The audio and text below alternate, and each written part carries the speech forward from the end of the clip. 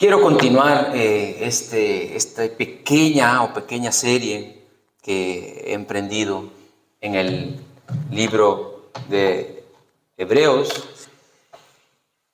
Hebreos, sin duda, es un libro que nos quiere primeramente comunicar que la fe de los antiguos es la fe que nosotros ahora tenemos. Hebreos nos quiere comunicar que si nosotros no estamos cerca o claros acerca de la fe, podemos tener el peligro, como lo tenían algunos hermanos de esta iglesia o de las iglesias a las cuales se les escribió, el peligro de comenzar a retroceder.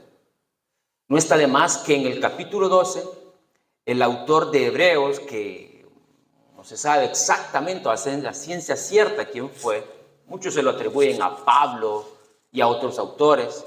Lo importante de esto es que el autor de Hebreos escribió también para nosotros. Cuando nosotros vemos un libro de la Escritura y nos parece así quizás a veces tan abstracto, con un lenguaje diferente, con un lenguaje que no es actual, pero sin embargo, cuando Hebreos nos revela que todo lo que se dijo en el antiguo pacto, en el Antiguo Testamento, se dijo para nosotros.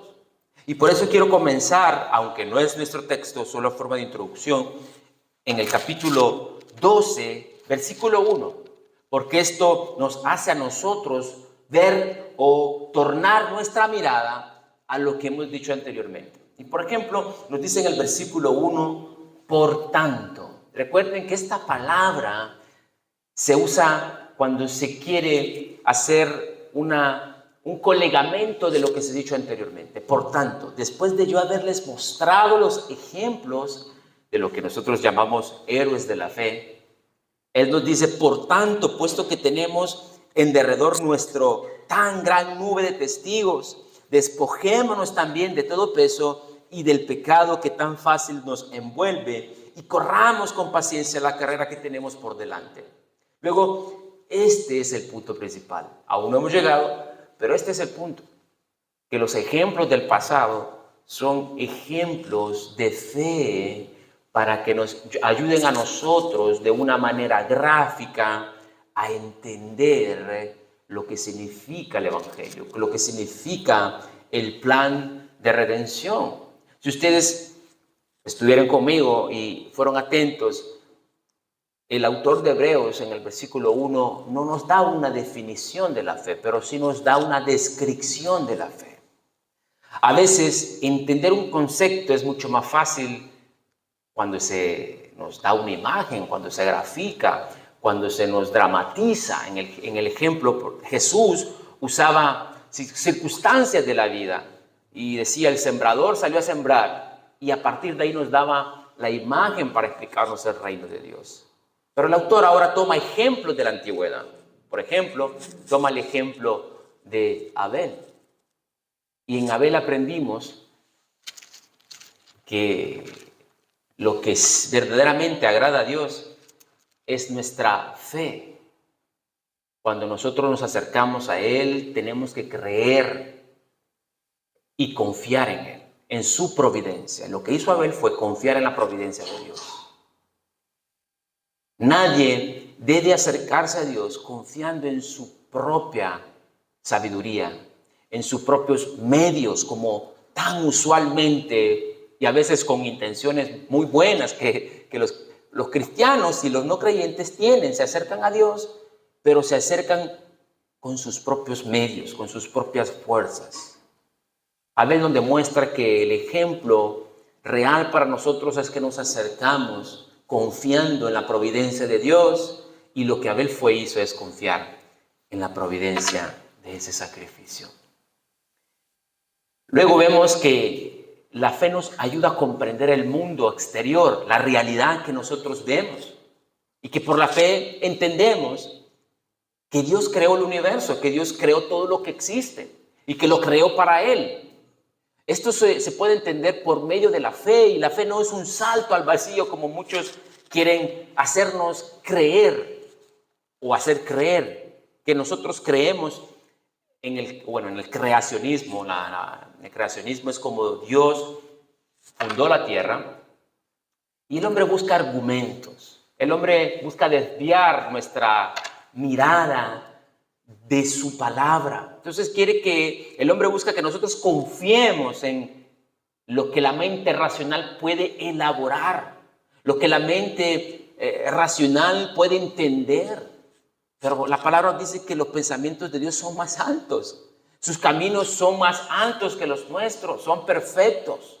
Nadie de nosotros estuvo, ni siquiera los mismos los que han fundado las teorías de la evolución, estuvieron hace tantos cuantos millones de años que mencionan acerca del surgimiento de la tierra.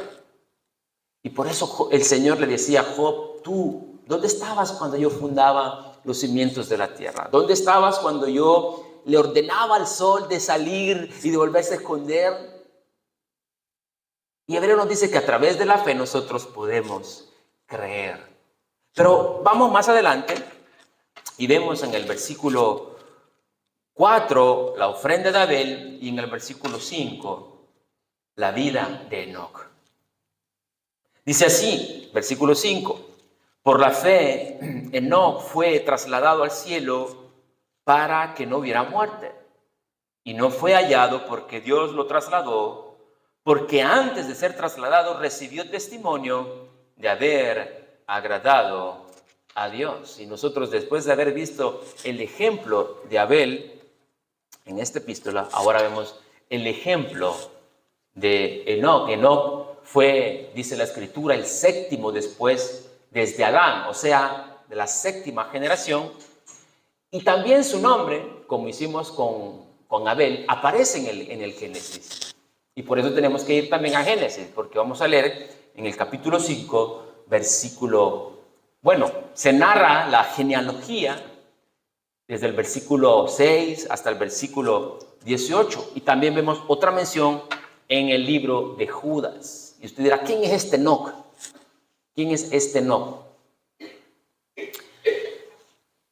Hebreos entonces presenta a los héroes de la fe, incluso lo vemos que va en orden cronológico, ¿verdad? Abel, Enoc y más adelante Noé. Y luego los ejemplos de Abraham y de otros hombres de Dios que, al igual que tú y yo, vivieron por la fe. Un autor señala o describe que así como Abel, que se acercó por el sacrificio de la fe, ahora Enoc camina por medio de la fe y luego Noé comienza a obrar por la fe, en obediencia a esa fe. Y lo que el autor de la carta a los Hebreos quiere decirnos es sin duda alguna la importancia de la fe, y porque en primer lugar, como el ejemplo de Abel, somos introducidos en una relación con Dios. Yo no me cansaré de repetir que nosotros nacemos separados de Dios. Bíblicamente nacemos con nuestra naturaleza separada de Dios, y lo primero que tenemos que hacer, y como lo muestra el ejemplo de Abel, es que esa relación sea restablecida.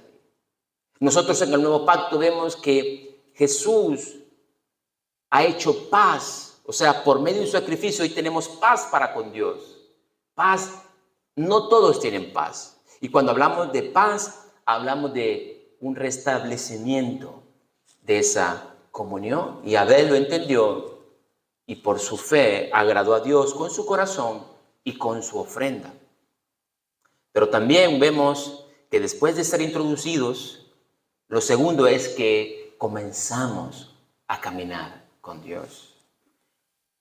Me ha pasado en varias ocasiones de tener conversaciones con personas que quizás tienen una frecuencia a alguna iglesia o se declaran cristianos, pero la vida cristiana, hermanos, no solamente es el tener una creencia o un credo. La vida cristiana, como ejemplifica, es vivir. Y vemos el ejemplo de Enoc, que caminó con Dios. Luego veremos el ejemplo de Noé, que obedeció.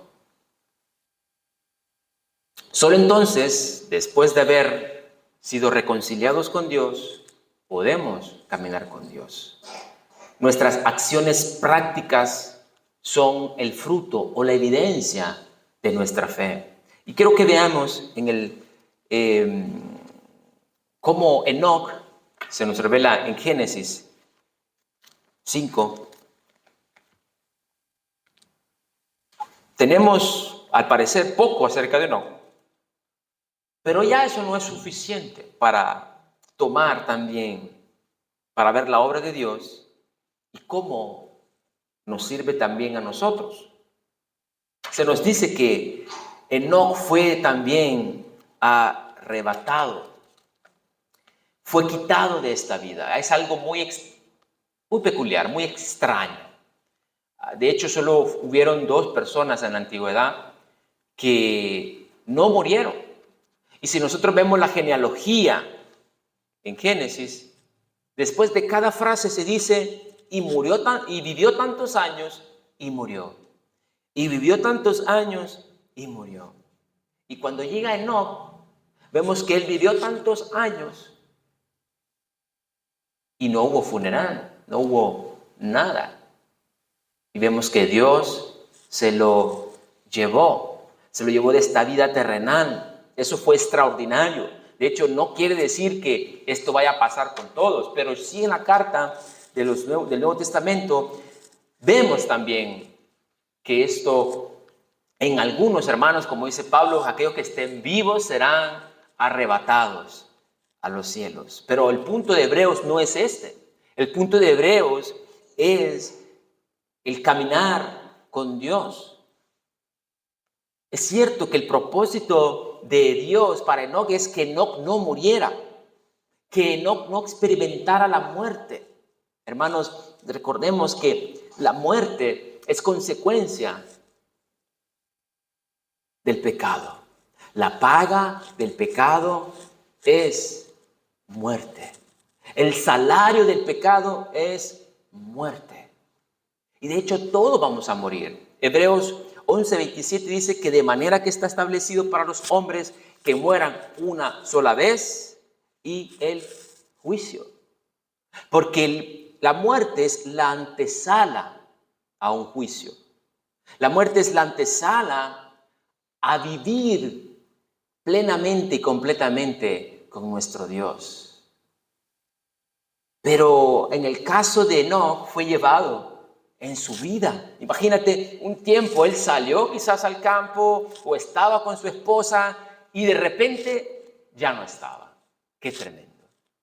Él estaba en un lugar y yo me imagino que porque aquí dice, lo leeremos en el versículo ya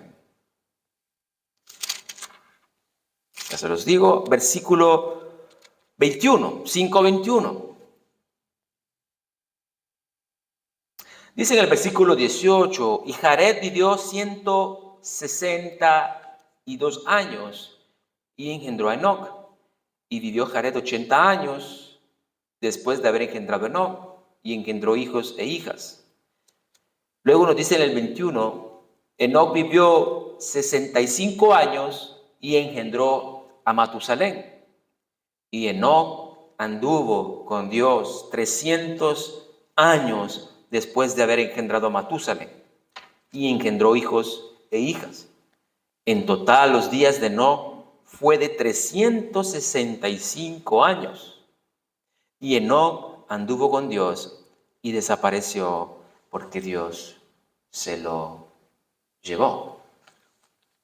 Esto es algo peculiar, es algo particular, y aunque no es el punto en sí, el rapto o el que Dios traspuso a Enoc, quiero que leamos en la primera carta a los Tesalonicenses, versículo 15 del capítulo 4, porque se menciona algo particular, no es el tema, pero sí es de beneficio para nosotros leer, porque está escrito y son parte de las promesas de Dios. En la carta de primera Tesalonicenses, capítulo 4, 15, dice que por lo cual decimos esto en palabras del Señor, que nosotros que vivimos, que habremos quedado hasta la venida del Señor, aquí Pablo está hablando de la venida del Señor, no precederemos a los que durmieron, o sea, a los que murieron, porque el Señor mismo, con voz de mando, con voz de arcángel y con trompeta de Dios, descenderá del cielo y los muertos en Cristo resucitarán primero. Luego, luego nosotros, los que vivimos, los que hayamos quedado, seremos arrebatados juntamente con ellos en las nubes para recibir al Señor en el aire y estaremos siempre con el Señor. Entonces, es una verdad que para muchos, para la mente natural, sembra ciencia ficción. Pero el Señor lo hizo en el pasado y lo hará en el tiempo en el cual Él venga y aquellos que aún no han muerto, estén vivos, serán arrebatados y sus cuerpos serán transformados. Porque esta idea, hermano, esta idea va fuera de la lógica y la gente no entiende que lo que Dios nos lo revela por la fe. Es imposible, hermanos, para una mente humana, cuando trata de captar la infinitud de quién es Dios, incluso de qué es el espacio, de qué es el universo, la mente humana no lo puede entender. Y es así de igual imposible para los seres humanos explicar y comprender quién es Dios. Dios, hermanos, sí lo podemos conocer, es conocible, pero no podemos conocerlo completamente porque nuestras mentes no podrían entenderlo. Y de hecho, a veces la mayor parte del ser humano no entiende cómo Dios obra en sus propósitos. Pero volvamos a Enoc.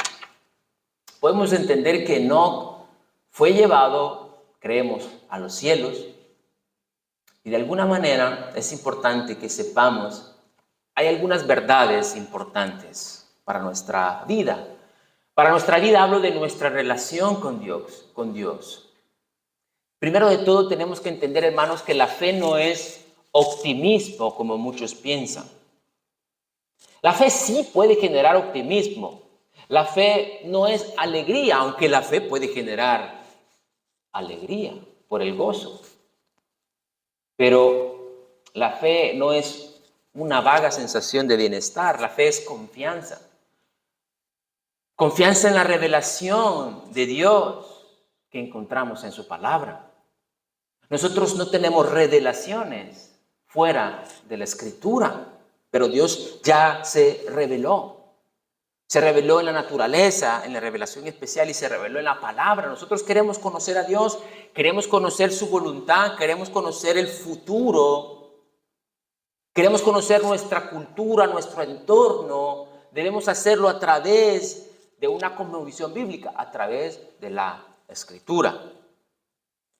Y para que nuestra fe tenga un fundamento sólido y seguro, debemos estar convencidos, más allá de la duda, de que Dios es digno de confianza.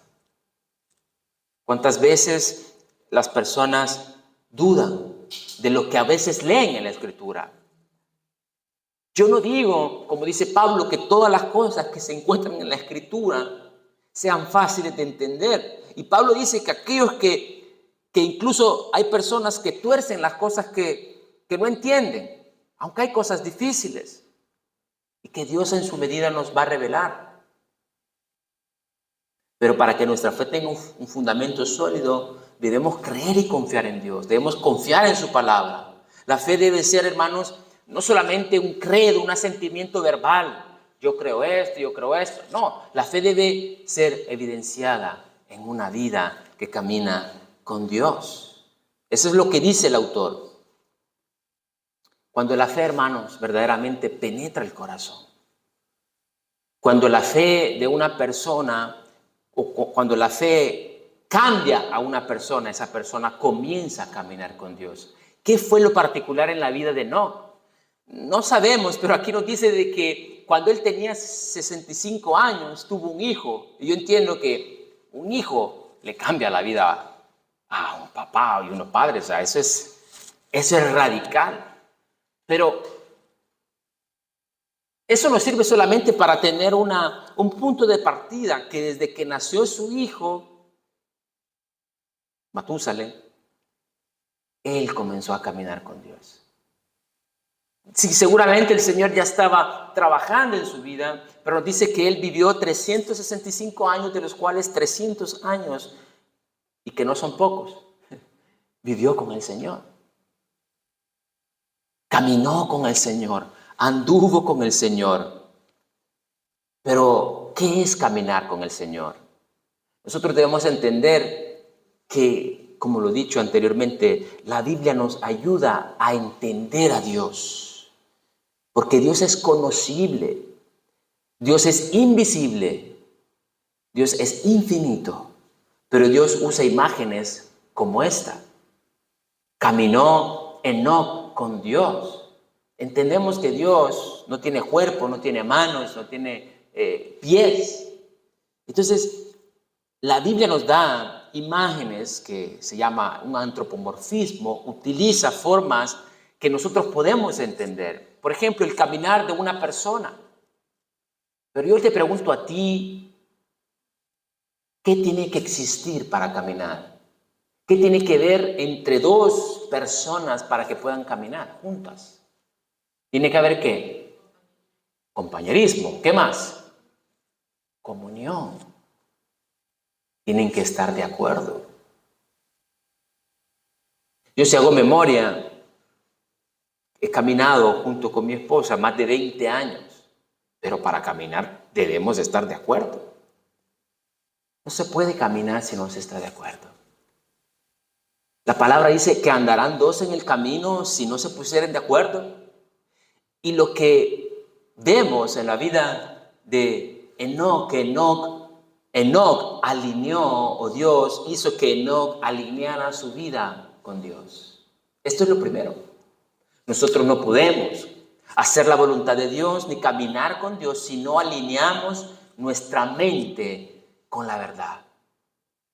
Cuando decimos alinear la mente con la verdad, es que tiene fe en que Dios es quien dice ser y su voluntad es la que Él ha revelado. Esto significa caminar con Dios, estar de acuerdo con Él, estar en comunión, entender cómo Él perdona, entender cómo Él se acerca a nosotros y entender cómo nosotros nos acercamos a Él. Porque sin duda Enoc sabía de la fe de Abel y cómo Abel se acercó a Dios. Enoc podía ver los dos ejemplos.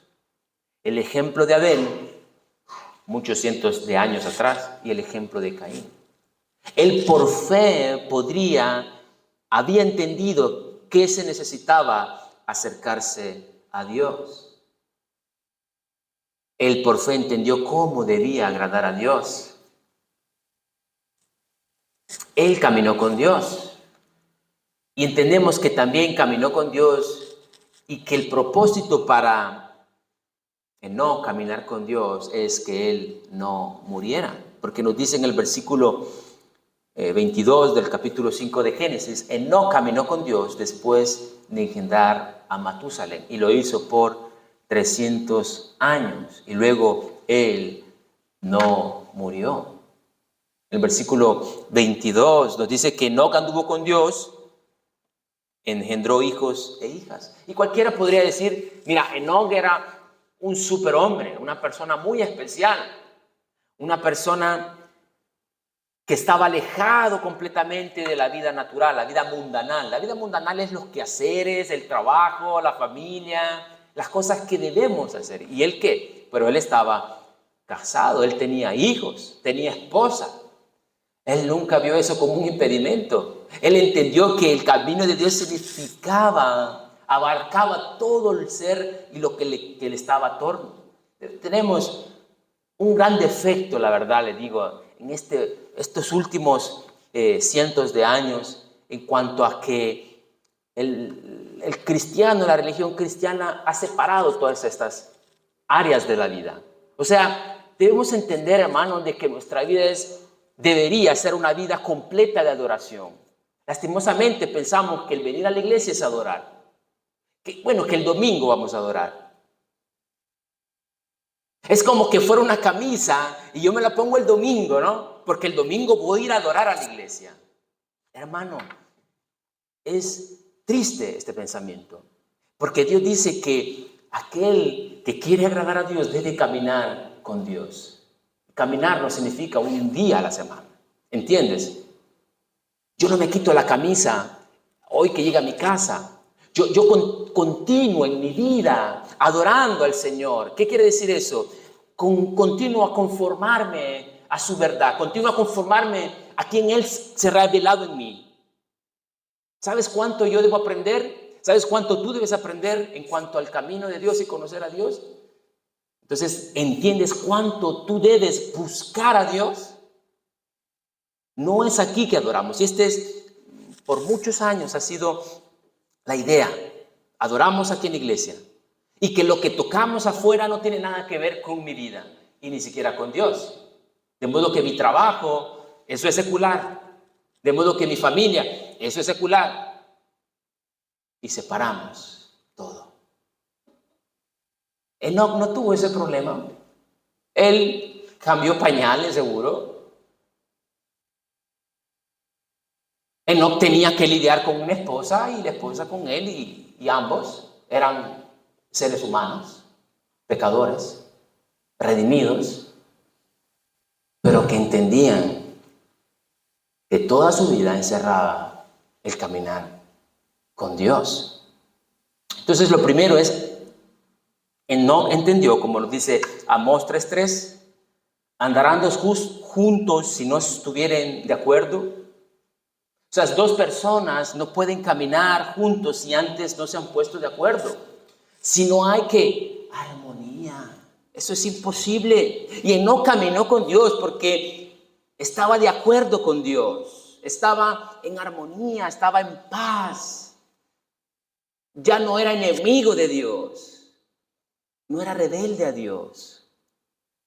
Tú puedes pensar en el día en que Dios te llamó y comenzaste a caminar con Dios. Porque si entendemos el sacrificio de Abel, que nos introduce en una relación, ahora el ejemplo es, Dios te introdujo a la fe, y para muchos es, bueno, yo tengo fe ya. No. Por eso es tan importante estas imágenes, porque vemos a Enoc, y cuando usted piensa en Enoc, usted piensa que fue un superhombre. Fue un hombre, sí. Fue un Elías también. Elías sujeto a pasiones, a la vida mundanal, a lo que nos tenemos que ver. Nos encerraron en sus propios pensamientos, en sus cuatro muros, en su propia habitación, y dijeron, aquí Dios está, y aquí me siento verdaderamente que estoy caminando con Dios y estoy adorando a Dios. No, ellos salieron al mundo y dieron evidencia de esa fe cuando su mente había sido cambiada. La gente podía ver en él al Dios de Enoc. Y dice la palabra que no podía testificar, dando testimonio de la vida mundana que llevaban las personas y la vida santa que Dios demandaba. Eso lo vamos a ver más adelante, como lo dice en Judas. Pero primero restablece esa relación con Dios.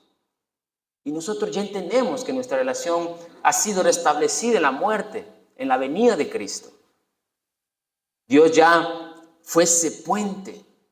Hoy se habla, yo pensaba esos días, y que lastimosamente también murió Papa Francesco, y de verdad nos dispiace tanto, porque es un ser humano, es una persona muy querida en el ámbito católico. Pero la idea en la teología es que es el vicario de Cristo, o sea, es el puente entre Dios y los hombres. Y de eso obviamente no armonizamos como cristianos.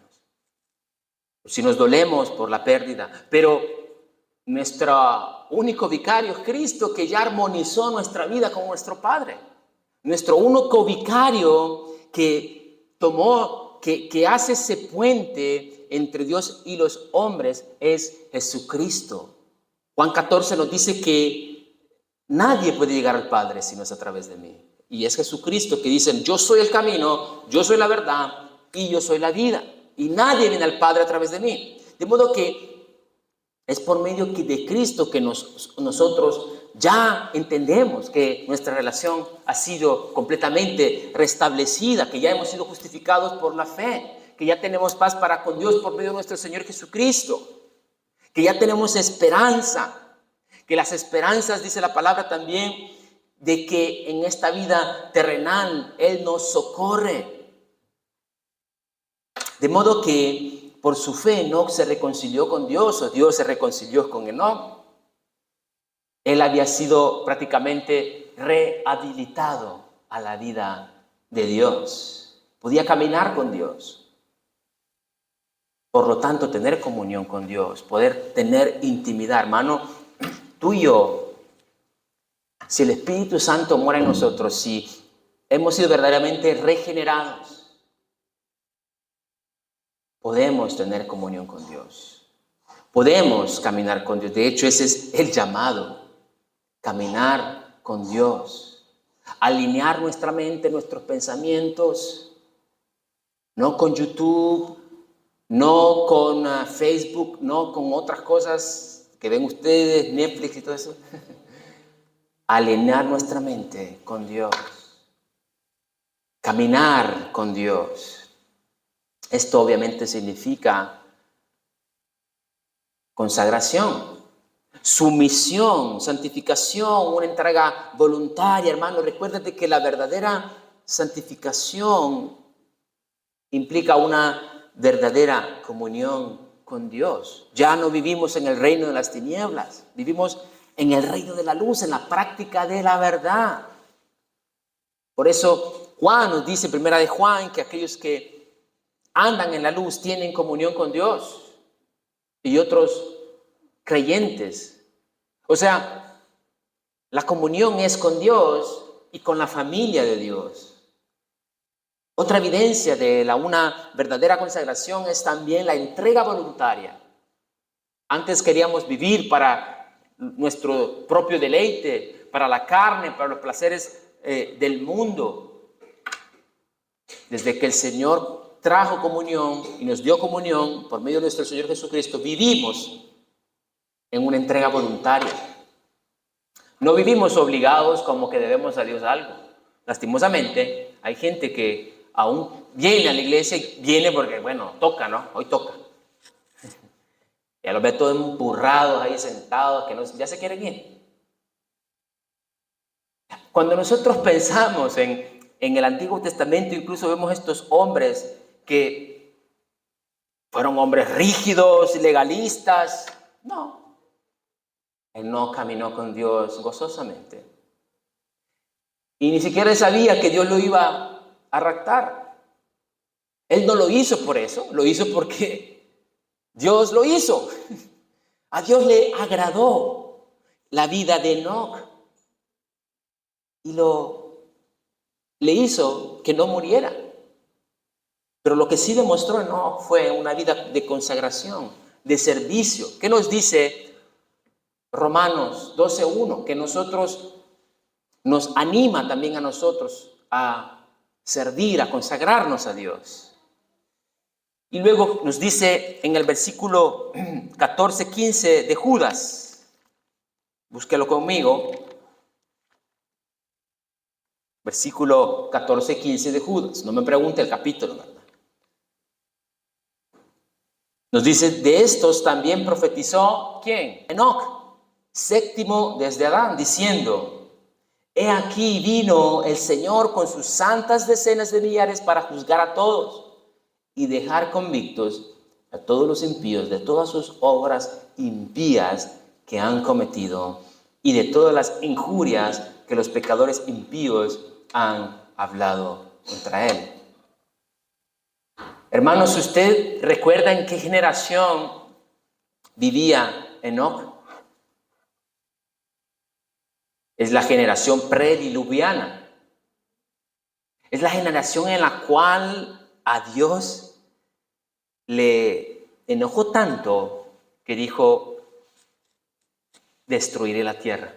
Bueno, destruiré, porque dice la palabra que Dios vio cuánto era la maldad del ser humano. Ellos vivieron antes del diluvio. De hecho, el nombre de Enoc significa una jabalina. Y muchos comentaristas dan a entender también de que de alguna manera el nombre de Enoc era un mensaje profético de lo que Dios habría de hacer de ahí a muchos años o dentro del periodo en el cual Enoc viviera. Bueno, el hijo de Enoc.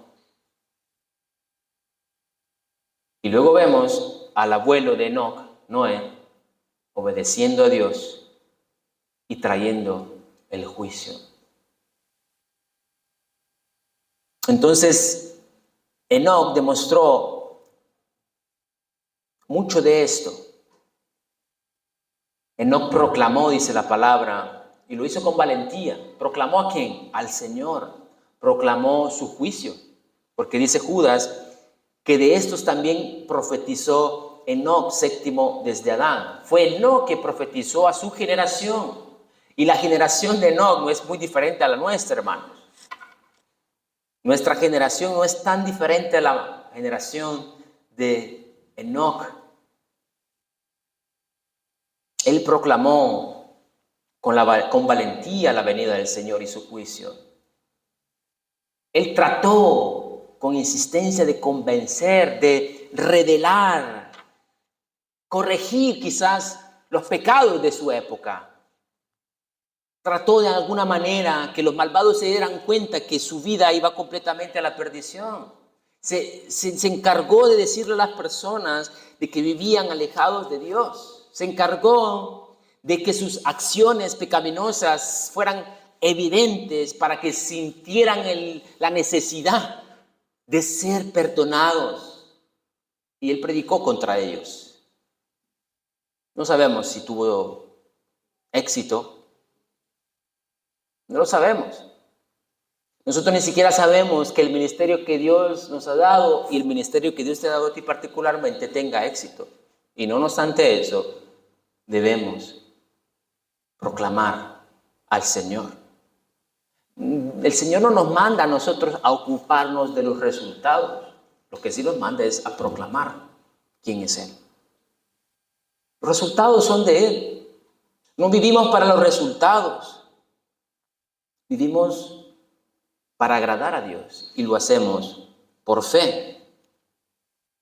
¿Tuvo éxito la predicación de Enoc? No lo sabemos. De hecho, vemos en el diluvio que solamente se salvaron 8 personas. Pero él proclamó. Por eso Dios se agradó de Enoc. Por eso Dios lo apreció mucho. Su fe, hermano, fue auténtica. En la manera que él proclamó, en la manera que él vivió, Dios dio testimonio que la fe de este hombre, como tú y como yo, fue auténtica. Las razones del rapto de Enoc encontramos de alguna manera la aprobación de Dios. De alguna manera, hermanos, el testimonio de Enoc fue agradable a Dios. Yo te pregunto hoy que tú eres cristiano, ¿tu testimonio es agradable a los hombres o a Dios? Vivimos en una cultura que la mayoría de las personas quieren agradar, sí, pero agradar o complacer o a sí mismas o a los demás y se olvidan de agradar a Dios por sobre todas las cosas. Y erradamente, hermano, el cristiano muchas veces, a veces mira, con buenas intenciones, pretende agradar al no creyente pensando que de esta manera dará una buena imagen a Dios. Entonces, yo quiero dar una buena imagen de Dios, agradando a las personas. Cuando Dios no nos pide que agrademos al mundo, sino más bien que seamos transformados para que también nuestro entorno se alinee con Dios. Nuestro trabajo no es agradar a los hombres para agradar a Dios. Nuestro trabajo es agradar a Dios y en medida que nosotros agradamos a Dios, conocemos la voluntad de Dios y aquellos que quieran ver en nosotros el testimonio de Dios deben alinearse a ese testimonio. y no nosotros a ellos.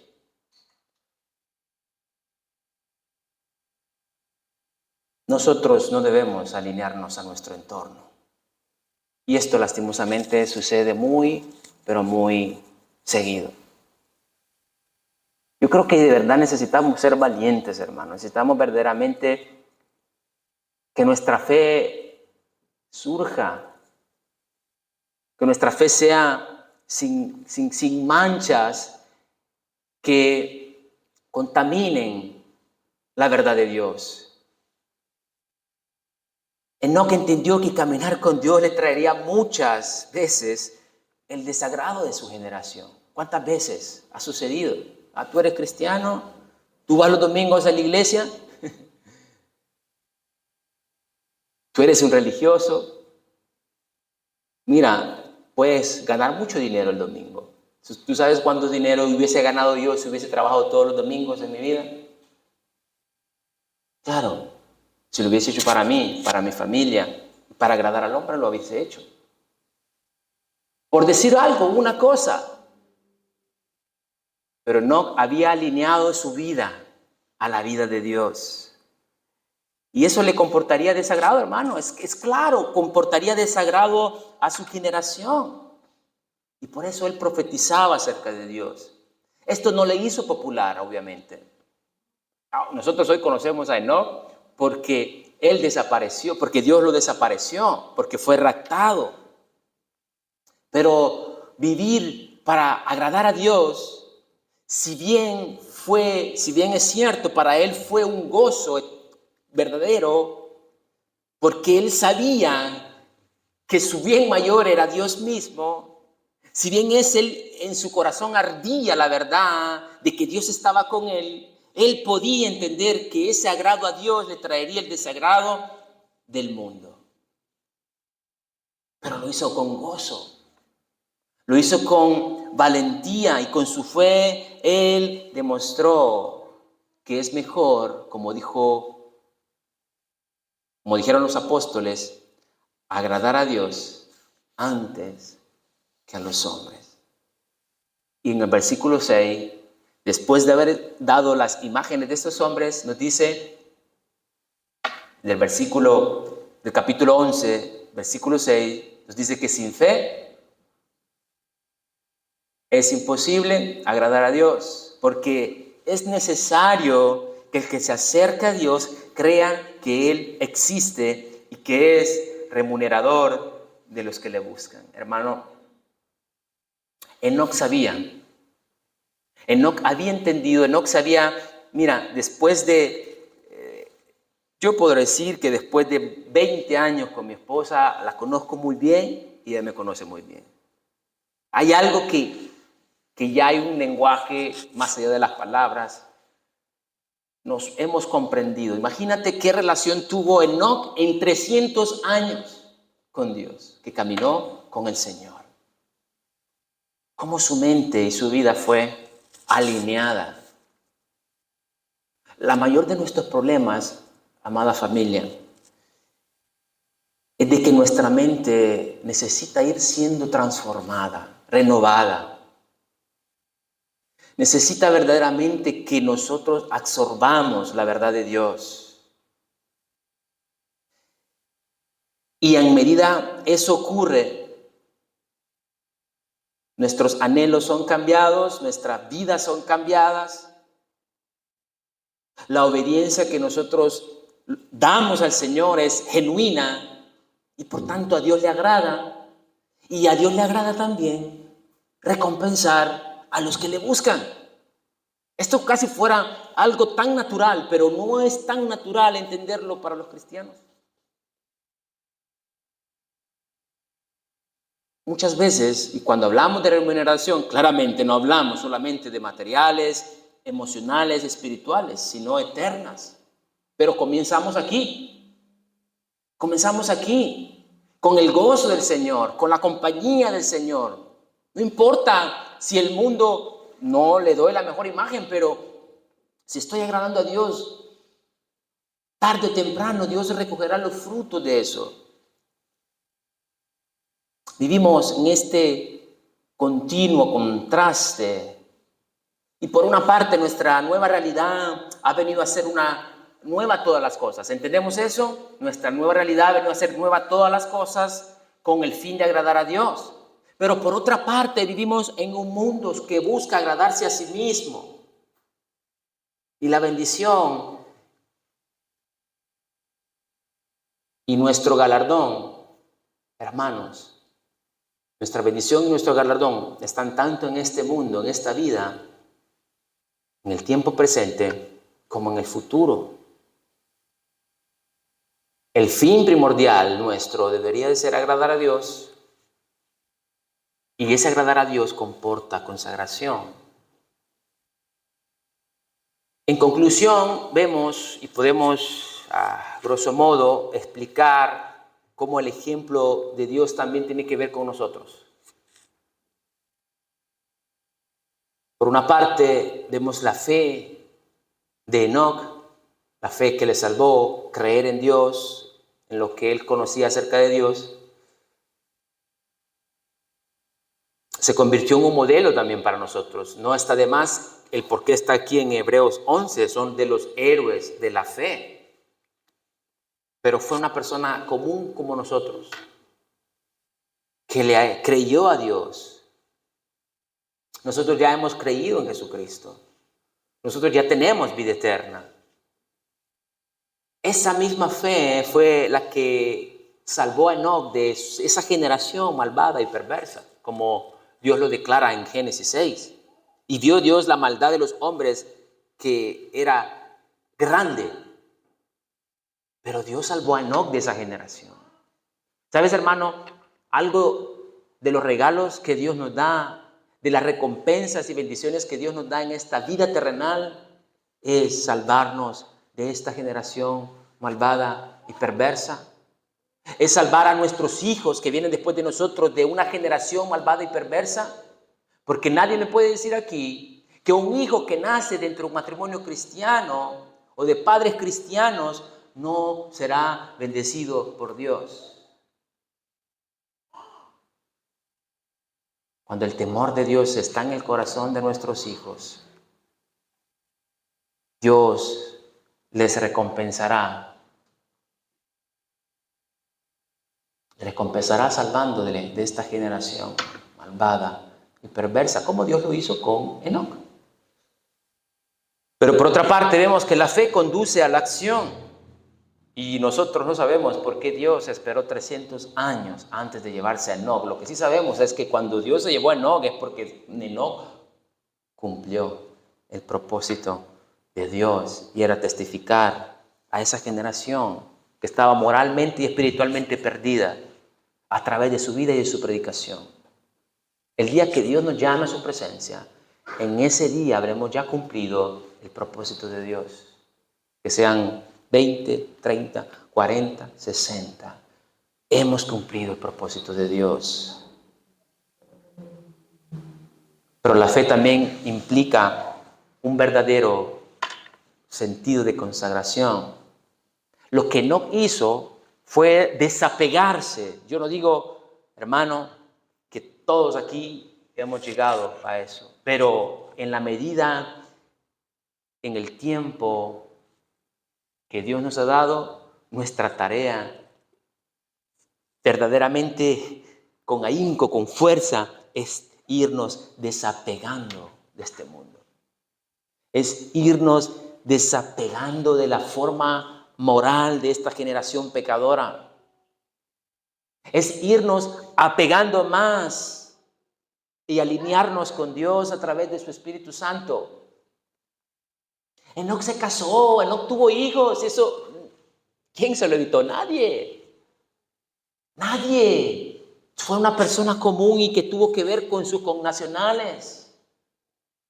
Él tuvo fe en un Dios extraordinario, en una generación tan malvada como la nuestra. Él predicó, él testificó. Y al igual que Abel, no fue un hombre que reconoció, hermano, su propia dignidad, la necesidad de un sacrificio. Hermanos, vemos a este hombre que caminó con Dios. No importa, hermano, los años o el tiempo. Mira, a Enoc fue cuando tenía 65 años. A ti puede que sea también a 65, puede que sea a 70, puede que fue a 30, a 20, a 7, a 8, a 12 años que Dios te llamó. Pero la vida nuestra debería de caracterizarse por un caminar continuo con el Señor.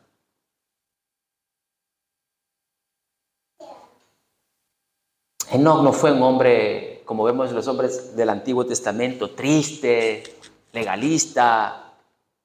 Él tenía alegría, él se gozaba en su Creador. Él se gozaba en su Creador. Él vivía la verdadera religión. Él estaba centrado en comunión constante con Dios. Él sabía que tenía un compañero. Quizás unos pierdan sus compañeros en esta vida, compañeros de vida, porque Dios se los lleve por otras situaciones, pero Enoc sabía que el único que no podía perder era al Señor. Y el Señor amaba tanto a Enoc que se lo llevó. No va a suceder con todos nosotros, pero sí nos dio este ejemplo a nosotros. Por eso nuestro Señor Jesucristo nos invita a una relación nueva con el Padre. Esa relación que perdimos. Él nos dice: vengan a mí todos los que están trabajados y cargados, agobiados, y yo los voy a hacer descansar. Tomad mi yugo. Aprendan de mí, que soy manso y humilde de corazón, y hallarán descanso. Mira qué descanso que el Señor nos da. El descanso de vivir una vida de pecado. Eso, hermano, la liberación del pecado no es algo que nosotros podamos hacer. El esclavo es esclavo. Necesita verdaderamente de un amor compasionévole, un amor grande, que se baje a esa posición de tomar el lugar del esclavo para liberarlo. El Señor está buscando a personas así, que pidan perdón, que confíen en Él y que caminen con Él. Y repito, no es una actividad reservada para los domingos.